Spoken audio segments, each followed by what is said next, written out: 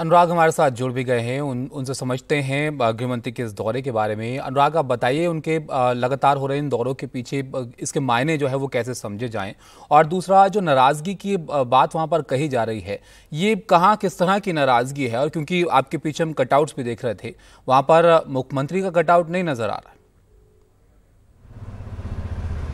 बिल्कुल ताबिश, और अगर तस्वीरें सियासत में कुछ कहती हैं तो ये तस्वीरें बहुत कुछ कहती हैं, क्योंकि बीजेपी का जो दफ्तर है उसके बाहर 3 बड़े आदमकद से भी ज़्यादा बड़े कटआउट लगे हुए थे, जिसमें बीजेपी के मुखिया जेपी नड्डा, गृह मंत्री अमित शाह और प्रधानमंत्री नरेंद्र मोदी थे। कुछ दिनों पहले मुझे याद आता है जब प्रधानमंत्री नरेंद्र मोदी आए थे और वंदे भारत ट्रेनों को हरी झंडी दिखाई थी, तो कमलापति स्टेशन के बाहर प्रधानमंत्री और मुख्यमंत्री शिवराज सिंह चौहान के कटआउट थे। बहरहाल वो एक सरकारी कार्यक्रम था, ये पार्टी का कार्यक्रम है, लेकिन मुख्यमंत्री भी पार्टी का ही होता है। ऐसे में पार्टी दफ्तर के बाहर अगर सिर्फ केंद्र के 3 बड़े नेताओं के कटआउट होंगे, जिसमें जाहिर तौर पर एक बीजेपी के मुखिया भी हैं, उनका कटआउट है, और बाकी 2 मंत्रियों के, जिसमें एक प्रधानमंत्री हैं, तो इसमें समझा जा सकता है कि इस बार बीजेपी किस बिसात पर मध्य प्रदेश में चुनाव लड़ रही है। हालांकि ये पहली बार नहीं है जब केंद्र से नेता आते हों,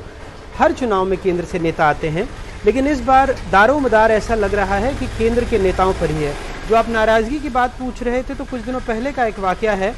जब बुंदेलखंड इलाके से आने वाले एक मंत्री नाराज़ होकर बीजेपी दफ्तर पहुंचे थे, और उनके साथ 2 और मंत्री थे जिन्होंने एक दूसरे मंत्री की शिकायत की, और उनके साथ उस इलाके के 2 विधायक भी थे। यही हाल मालवा निमाड़ का भी है, जहां पर अब गृह मंत्री कुछ दिनों बाद जाने वाले हैं। वहां के एक बीजेपी के कद्दावर मंत्री से नाराज होकर वहां के विधायकों ने मोर्चा खोल दिया था। आलम यह हुआ था कि मुख्यमंत्री को इस मामले में दखल देना पड़ा, क्योंकि कुछ ज़मीनें जो सिंहस्थ मेले के लिए आरक्षित थी, उसमें मंत्री जी ने अपनी ज़मीनें मुक्त करा ली थीं, और उस पर बड़े बड़े प्लॉट काटे जा रहे थे, और ऐसी भ्रष्टाचार की शिकायतें भी मुख्यमंत्री को मिली थी, जिसके बाद पूरे मास्टर प्लान में फेरबदल करना पड़ा था। तो कई ऐसे इलाके हैं, खास करके ज्योतिरादित्य सिंधिया के आने के बाद और उनके नेताओं के आने के बाद, जहां बीजेपी के कद्दावर नेता पहले से मौजूद थे, तो ऐसे में उनको डर है कि उनके टिकट न काट दिए जाएं।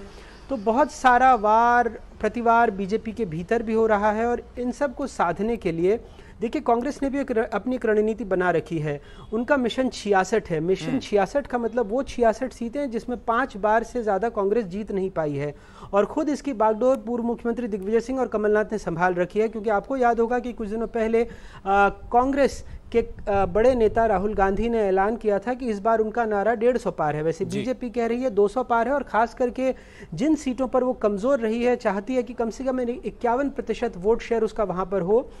पिछले चुनाव में 2018 में सरकार बनी थी कांग्रेस की, उसको बहुमत नहीं मिला था, 114, बीजेपी को 109, लेकिन बीजेपी के पास वोट प्रतिशत कांग्रेस से लगभग 1.25% ज़्यादा था, 41%, और कांग्रेस के पास 40%। बीजेपी कमज़ोर नहीं थी, लेकिन उसके बाद जब सरकार 1.5 साल बाद पलट गई और उसके बाद उपचुनाव हुए, तो बीजेपी अब एक मजबूत स्थिति में 127 विधायकों के साथ है, कांग्रेस के पास 96 विधायक हैं, और माना जा रहा है कि कांग्रेस 70 विधायकों की टिकट बरकरार रख सकती है, 20 से 25 टिकट काट सकती है, लेकिन बीजेपी वहीं इस मामले में उसको लगभग अपने आधे के करीब मंत्रियों और विधायकों के टिकट काटने होंगे, तब जाकर जो 20 साल की एंटी इनकम्बेंसी है या नाराज़गी है सरकार को लेकर, विधायकों को लेकर, उससे वो पार पाएगी। लेकिन इसमें जो नाराज़ लोग घर बैठ जाएंगे या जो एक तरह से वार करने की क्षमता रखेंगे, उनको साधना बीजेपी के लिए बड़ी चुनौती होगी, और इन बैठकों को इसी के मद्देनज़र देखना चाहिए। ताबिश, बिल्कुल शुक्रिया अनुराग आपका, इसको बहुत अच्छी तरह से समझाने के लिए।